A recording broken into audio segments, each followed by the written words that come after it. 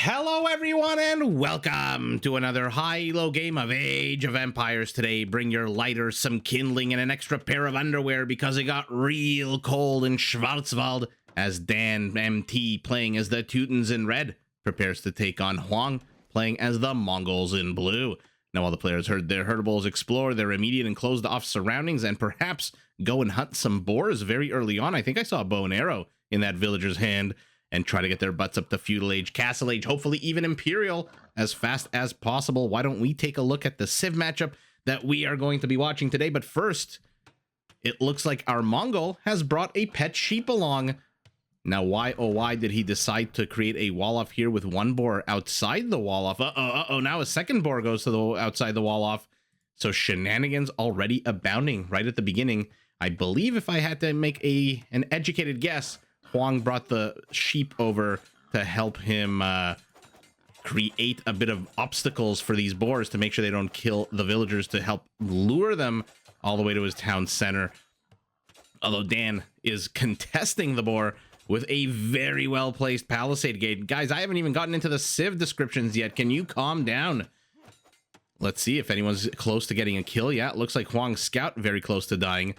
Anyway, let's take a look at the Teutons as the players continue fighting here in the middle of the map. Looks like Dan's going to get two boars. Where is the third? Hoang, oh yeah, there it is, behind that palisade, which Hoang can no longer access. Now Hoang moving all the way into the Teuton base. So a good time for us to take a look at the Teutons, a brawler civilization. As you can see, getting right up in his grill, a brawler civilization designed to take a punch. All Teutonic barracks and stable units get a free extra melee armor in Castle and in Imperial. Their siege units can be upgraded to get a big melee armor boost. Their towers have extra space to garrison more units inside and fire more arrows. And by the way, the same goes for their town centers. Take a look, 25 garrison space compared to the usual 15. And they get murder holes, which I love, and herbal medicine upgrades for free. So their units can heal super fast inside castles while they're protected against melee units. Now, speaking of those castles, Teutonic castles can be upgraded to get extra range and fire arrows even when garrisoned by infantry, which is a pretty big deal in this game, since usually only these guys, villagers and archer units garrisoned inside a castle, will add arrows to that castle. Now, on the field of battle, all Teutonic units have a higher resistance to conversion, and if they're hurt, can be healed by monks from twice the distance, which is great news for their unique unit, the Teutonic Knight.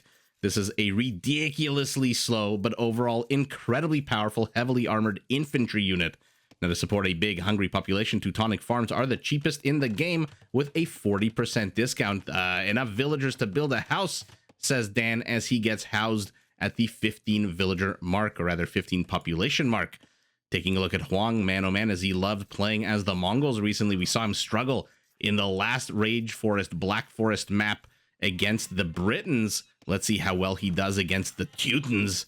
The Mongols, an incredibly fast cavalry-centric civilization. Their scout line units come with extra line of sight. Their cav archers fire faster. Sorry about that. Their light cav, their hussars, their steppe lancers all come with extra HP, and their unique unit is the Mangadai, a fast-firing cavalry archer with an attack bonus against siege units, which, might be problematic for our Teuton. Their ironclad bonus gives their siege melee armor, not exactly pierce armor, although armor not exactly relevant for bonus damage anyway. Now, to keep up with their incredibly fast army on the battlefield, Mongol siege units can be upgraded to move faster, and their hunters work 40% faster.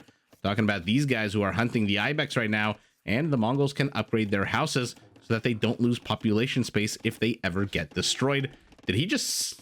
I feel like he was just softening up the ibex. What was the point of shooting that ibex once? Usually the ibex, the deer, all of those animals needing 2 arrows from a villager to die, rather. And it looks like, by the way, the Mongol has lost 2 villagers, one of them being killed by Mother Nature. Having lost all 3 boars, did he even manage to get one? Looks like Dan got the other 2. So a contestation here in the middle of the map. By the way, let's take a look at the map. One of the most important things in Black Forest is how many avenues of attack, and beyond that, how many weak points like this, where there's just a few tiles where a player can go into the other's base with a well-placed siege onager or just a basic onager, because these are 2 very powerful siege civilizations.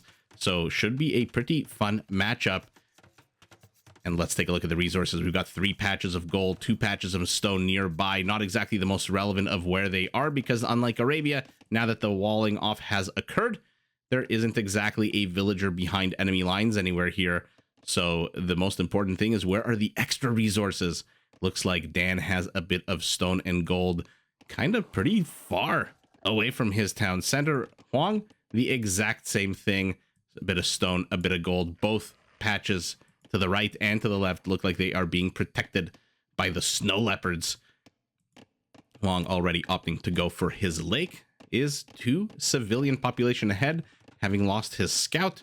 So even though there are 2 dead Mongols, only one of those can be attributed to the Teutons, who now move forward with 3 villagers. I like that Dan, by the way, after walling this off, has left a bunch of villagers here. Was this always open? I think this was, this may not have always been open. I'm not too sure. Oh, let's see it. Dan is pulling 3 boars. He's got a scout, and this is exactly what I thought Hoang was bringing the sheep for, to help run interference against the boars that he wanted to lure. Perhaps Hoang should have just lured the boars and sent another villager to wall off, instead of trying to wall off with 1 villager and then take the boars. Maybe he should have taken those boars right away and then sent a second villager to wall off. In any event, the delay caused by him walling off allowed his opponent to come in with even more villagers and able to stymie the attempts of the Mongol to get 1,050 food for free. Oh no. Oh no. Wait a second. Okay, so 1 boar died to the town center, which means that there is no more food on that for the villagers to gather. That is incredibly sour for our Teuton, who now looks like he's busting in. He's got a tower already up, footsteps in the snow. Man, I love when Black Forest is in the wintertime. We get to see the adorable footsteps, but it looks like he wants to bust into here. Our Mongol has 0 military. Okay, not that our Teuton has any military to speak of either. This is, you're looking at it, this 1 half-dead scout with 1 kill, but he moves forward. Did Hoang create a backup wall off? No, he did not, and it looks like this path is open here as well. Okay, a very cautious second tower being placed right in the radius here, and look at this. DanMT is being very, very cautious. Oh, might want to wall this part off. He does not want Hoang to attack this tower as it goes up, and so he is building a forward bulwark against any kind of attack here. Hoang sees the tower? No, he does not. But he sees this. Oh no, does he think that his opponent is just creating a backup wall off when his opponent is very much tower creeping? This is amazing. Our Teuton, by the way, has brought 6 villagers, because remember, their towers, rather. I don't know why twice now instead of tower I say town center, or I want to say town center. They can garrison 10 villagers inside instead of the usual 5. And Hoang doesn't see any of this. I mean, he probably thinks this gate and the house, okay, he wants to play it a little slow. He wants to create another wall off. Doesn't really want me to attack into the center position. He must have seen all the villagers, and he didn't see them leave, by the way, because Hoang still has these palisades up. So he would have seen the 6 villagers move forward, and he would have seen no villagers moving back. And uh-oh, now he's going to discover that there is a tower, rather 2 towers, 3 towers here. 1 tower attacks, a 2nd tower attack, a 3rd tower reveals itself. As our Teuton with 8 villagers on stone needs 3 more stone to create another tower, is not relenting. This is incredible. I mean, this is about as cautious, dipping a toe in the water as you possibly can. And now he's adding in archers. Another tower. Hoang with a counter tower going up here. But if you're going to start entering into a tower war with the Teutons, you are not going to win that. Both players are in feudal. They both need some archer upgrades for their archers. None of them have fletching at the moment. It would do our Teuton well to get that upgrade. As another fishing ship, now a 3rd fishing ship goes down. A 4th or even a 5th. Now he's attacking the actual fishing trap itself. And he's not stopping. He's still up to 122 stone. In a second, he'll be able to place down another tower. I'm assuming it's going to be within the radius of this these other 2 towers, given how cautious Dan has been so far. Or maybe not. Maybe now he's ready to roll the dice. Oh, look at that. Right outside the radius. So he is really risking it. Really rolling the dice. This is amazing. Hoang had no idea that this was happening. He was placing infrastructure. He moved forward to build a house. Now, or rather a wall off. Sorry, not a house. Now Dan is the one walling this off. Oh, man. Okay. Our Mongol, luckily for him, has 2 lakes that are very nearby. He's building himself an army. Skirmishers may not necessarily be the best army here. And there's fletching for our Teuton,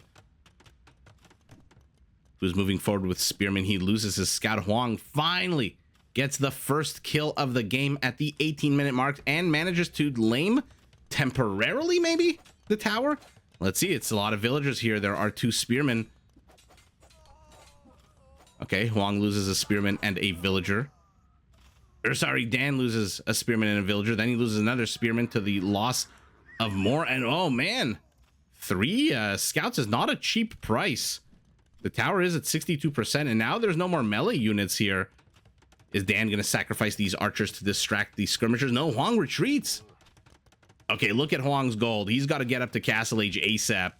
One of the most common ways to deal with an attack like this is to just rush up to Castle Age and pump out some of those heavier units.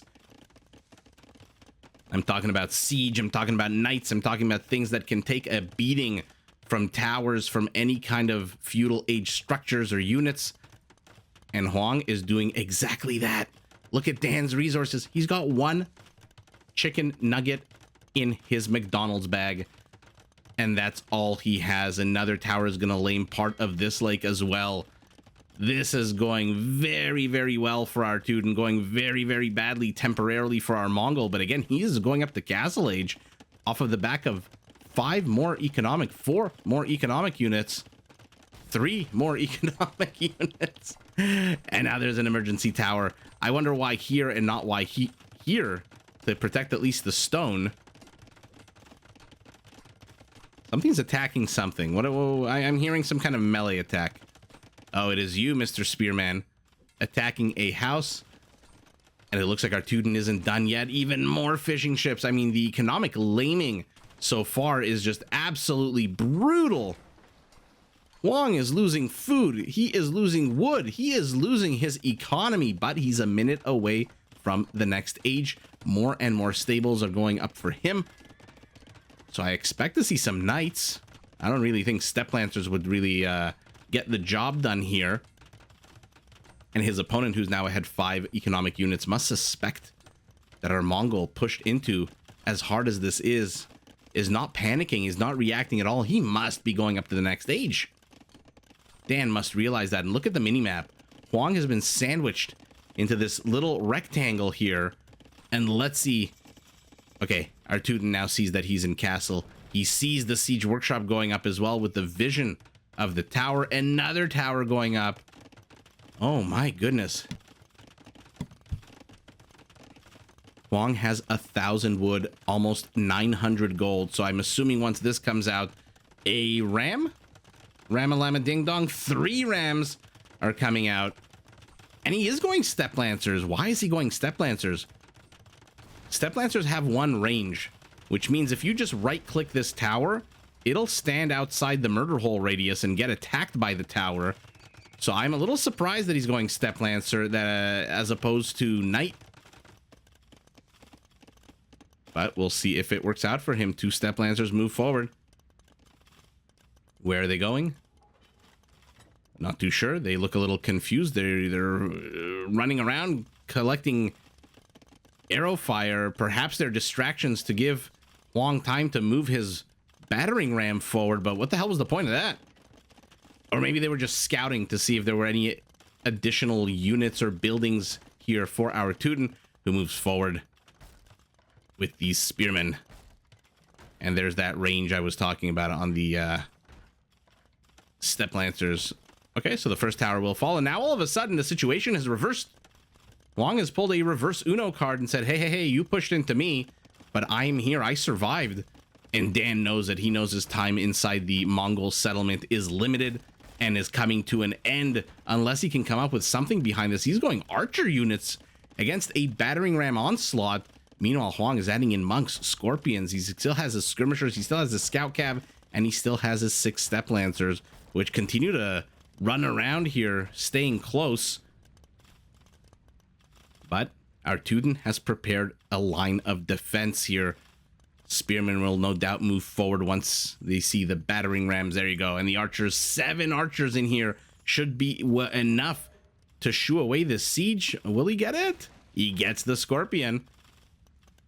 But you know what? It's not enough to shoo away is these battering rams, which are going to be repaired by villagers. So Hoang, down 3 economic units, 5 idols, pulls even more villagers off the economy. This is an all-in desperation defense here out of him. He needs to get these towers down. So far, a whole bunch of them have fallen. And another one bites the dust. The Rams take a breather from attacking towers. They're going after that mining camp for just a hot second. What is inside of you? Villagers to repair. I don't know if villagers add speed to a ram. I think infantry units do. I'm not too sure villagers do. Something for a Spirit of the Law video. And look at this. Hoang is just happy to stand here with these units with ridiculous pierce armor as these Teutonic towers just fall one after the other after the other. What is our Teuton building behind us? A stable. And he's 20 seconds away from Castle Age himself. So the push did a good amount of damage. Look at the number of economic units, fishing ships, and villagers killed. 15. But the push is done. I don't think there's anything our Teuton has here that can defend against 2 rams. Not too sure why Hoang keeps idling his military within range of these towers. And a retreat. Oh no, oh no, the scorpions showing us why you shouldn't line up in front of scorpions. And bye goes the entire Teutonic army. All of a sudden, our Teuton's been knocked down to 5 army count. And he's training an emergency mangonel. He's building a primary, let's call the town, again I did a town center, a tower, a secondary, and a tertiary level of wall-offs here. Oh, there's your tertiary, quaternary, as Hoang systematically dismantles the entire Teutonic push. So one player had his economy lamed seriously with the loss of fishing ships, villagers, time, and space. And the other had his economy lamed by virtue of having to mine all of those resources at the expense of other resources. If you're sending 8 villagers to mine stone like Dan had in the beginning, those are 8 villagers that are not gathering food, not gathering wood, not gathering gold, which explains why he came up to Castle Age much later than his opponent. But, oh, Spaghetti-O, our Teuton is going up to Imperial. You know, when players rush, now I say rush, he's at the 31-minute mark, not exactly a rush, but when players make this kind of effort to go up to the, I guess even the final age Imperial, this relatively quickly, especially when there's been action like this, I always ask myself, why are they rushing up to Imperial? What does our Teuton want to accomplish here? I thought maybe he wants to get Paladins, maybe he wants to get Siege Onagers, but he's going Pikemen. I'm not too sure. I'm not too sure at all what Dan wants to accomplish with Imperial Age. He's going to see the castle. Assuming the mining camp survives, assuming 466 HP lasts long enough to see this castle go up and fire arrows at it, Dan will see that there is a Mongol castle here and perhaps realize that, hey, maybe siege may not be the best route, may not be the best course of action against the Mongols with their ridiculous Mangdai. And now it's going to be Hoang who's caught unawares as his opponent goes up right now to Imperial Age.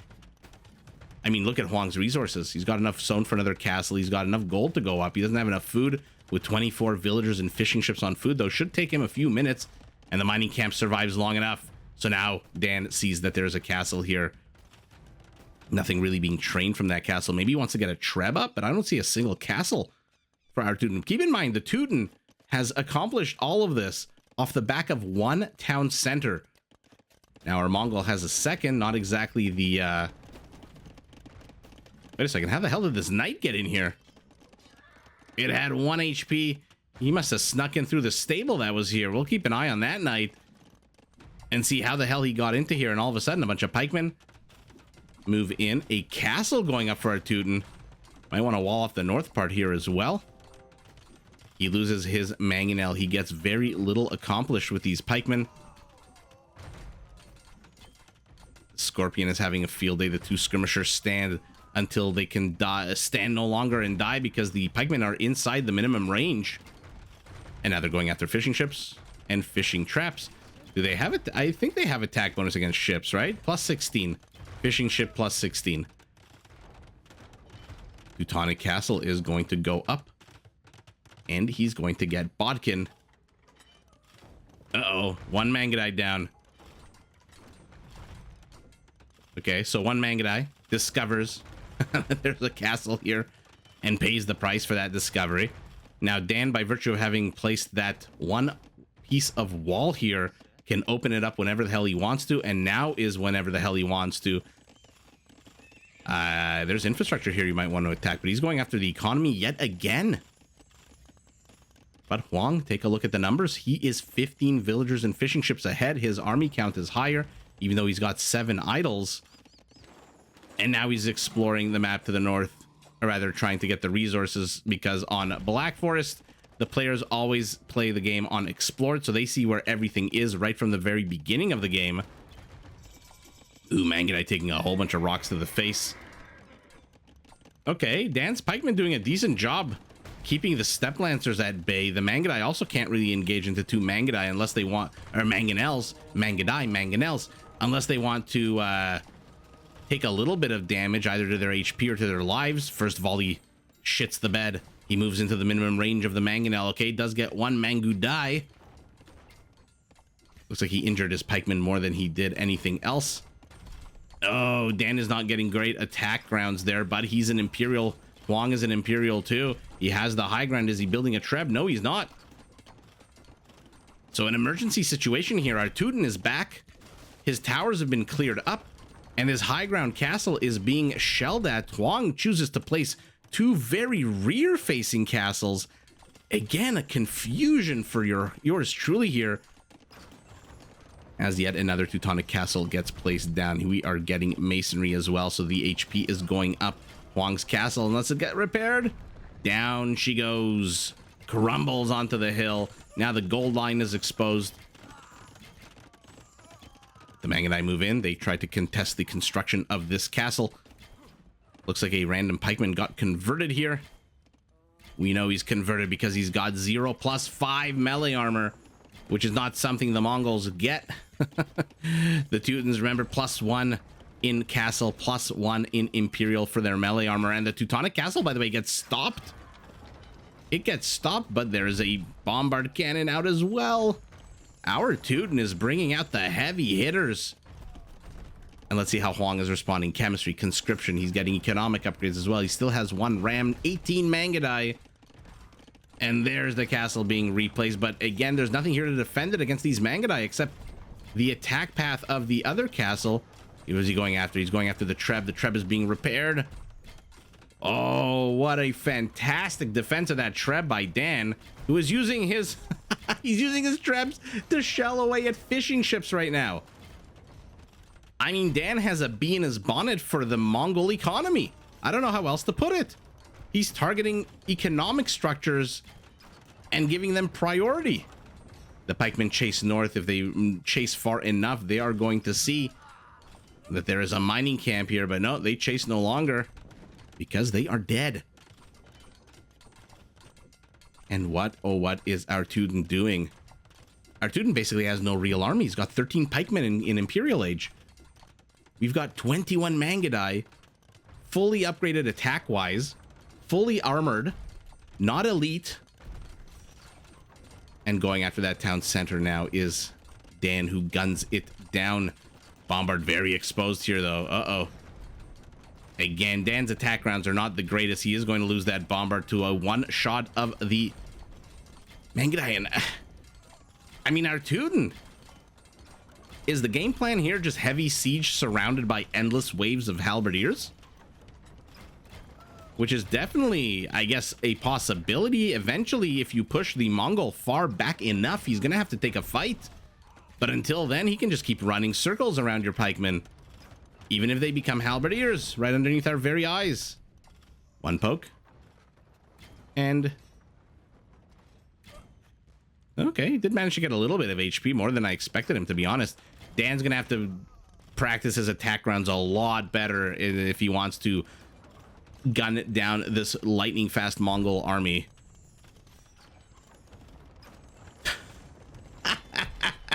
A cannon galleon. Oh my goodness, a cannon galleon. I mean, what do you say? This game is pretty freaking bonkers. This game is just about as bonkers as I've seen Rage Forest get. I mean, I've seen some crazy games out of players like Valis and Ganji in Black Forest, but Dan is uh-oh, he might lose it. It runs away. But it's not safe. It's not safe. Hoang, though, targeting one BBC, gets it. He keeps moving in here. As long as he's able to snipe the more expensive units, good for him. But if he can't, he's just losing Mangadai left, right, and center. Does he care? They're now elite. There are 24 of them, and in comes a very, very confident, perhaps overly confident battering ram. And now the cannon galleons are going to start firing on these trebs as the Mangadai move forward to destroy the trebs of their opponent. One ball moves forward. Gets... oh, he needs one. He's going to need one more. He's going to need one more. The villagers moving to repair. Will it happen? Oh, he gets it. Hoang's villagers just a fraction of a second too late, but an expensive get for both players. A whole bunch of Mangadai left and right are dying. 2 cannon galleons, a bunch of trebs, a bunch of bomber cannons. Both players are just beating the shit out of each other, and I am here for it. Let's take a look at what's happening to the north. A bit of a farming commune. Lumberjacks, gold miners, anything and everything under the sun happening here to the north of Hoang's base. And as long as our Teuton continues to be the one aggressing against his opponent, laming the important resources, he's going to be in a pretty fantastic spot, and he's getting crenellations. One of the sickest upgrades in the game. It basically means that bombard cannons can't reach Teutonic castles, even with siege engineers, because the range on this castle is going to jump. Take a look at this red line. Look at how far it extends. 13 tiles, making the Treb the only unit in the game that can engage into a Teutonic castle without taking any damage. Because now even a bombard cannon with siege engineers is going to take arrow fire. Oh no, Hoang happy to take these trades, but where are you going now? Now you're just sacrificing Mangadai for halberdiers. It doesn't really look like our Teuton has ballistics, but he does. I'm surprised that monk survived. Castle goes down, and now Hoang is the one with the heavy hitters. 5 trebs in the forward position, but his farming commune has been discovered by the evil Teutonic halberdiers, and Hoang runs away. I'm surprised he hasn't placed a town center here so that he could garrison these villagers if this ever did happen. And now he's leading the halberdiers on a chase. This is a second or third time Hoang has done this, by the way, where he just leads these halberdiers on a chase with a few of his Mangadai as the others snipe and attack the halberdiers that are doing the chasing. One very exposed bombard cannon, 2 treb balls miss, but you know, it won't miss the Mangadai.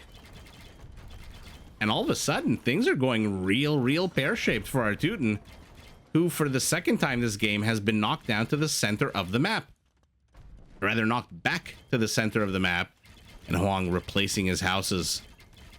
What is his population? He doesn't really need those houses, but he is planning a massive military push, maybe. This is a lot of houses for somebody who has 40 population space and is only training 3 units. A lowly feudal age watchtower is all that stands between the Mongol horde and the Teuton mainland. Our Teuton, okay, his aggression days are over. His younger, wilder days are behind him. Now he is old. Now he is cautious. Now he's a little bit wiser. And so he places a castle in the very defensive, a little bit off-center position. I mean, with crenellations, Hoang can't really engage into the base without taking some kind of castle fire. But this is not a long route. If Hoang goes this way, and then dips down into here. And that's not a lot of castle fire that he's taking. Our Teuton's out of wood. Hoang's resources are bonko. He's getting drill. His battering rams are now capped. And with drill, they move at 0.9 tiles a second compared to 0.6. Now, luckily for Dan, there's a bunch of infrastructure here that Hoang is going to stop to destroy en route to Grandma's house through the forest. But what is he building behind this? I really question this. By the way, where the hell is this cannon galleon? He's got a defensive cannon galleon. Okay. I really question this. I get the logic of why you want to surround your heavy hitting siege units with halberdiers, because the siege will zone out the Mangudai in theory, and then if there's ever any kind of cavalry or ram push, and now it's going to be freaking siege rams, then the halberdiers will deal with that. But in practice, I don't know, it's not really proving to be a very successful strategy, as the Mangudai are just sniping the halberdiers. Maybe because the halberdiers are just not in big enough number yet. There's only 26. He's going up to 28. There's 40 elite Mangudai fully upgraded on the field of battle. And I'm beginning to fear for our Teuton. He's got his wood count up. The cannon galleon might want to move down here. Not too sure what he thinks. Maybe he thinks he's protecting against the White Walkers up here. Yeah, Dan, his attack rounds are decent, but not great. A few of the rams have taken a lot of damage. One of them has already fallen. Okay, choke point is good for the halberdiers. But this is what I'm talking about. Now, our Mongol is just going to run away. Okay, so he'll lose 6 or 7 Mangudai. Okay, actually, maybe he'll lose more. Oh, man. Hoang is not paying attention here. Oh, that's a lot of Mangudai. I think half his Mangudai just died.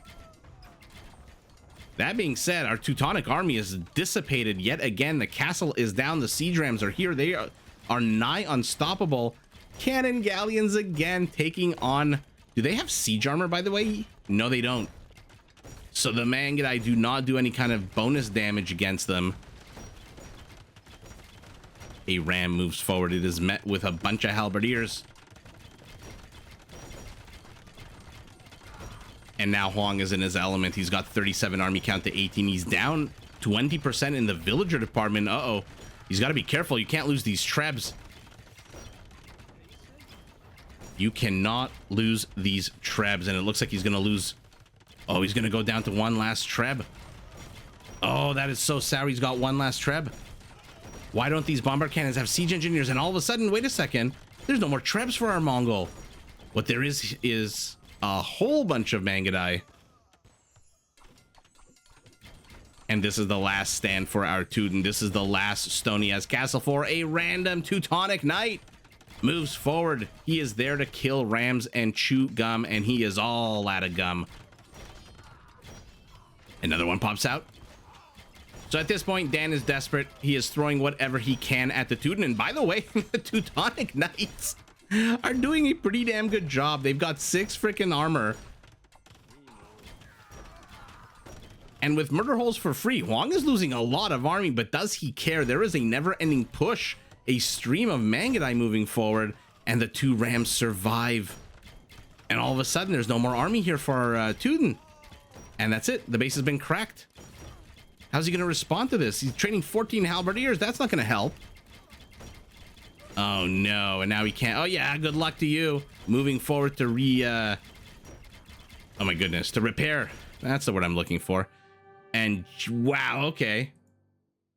I mean, that was a pretty bonkers game. I'm trying to recount the yo-yoing that happened here. Our Teuton pushed in.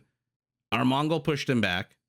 Our Teuton returned with castles, a dock, cannon galleons. Then our Mongol repelled him. And then Hoang just step by step incrementally. I love, by the way, that he left this infrastructure behind.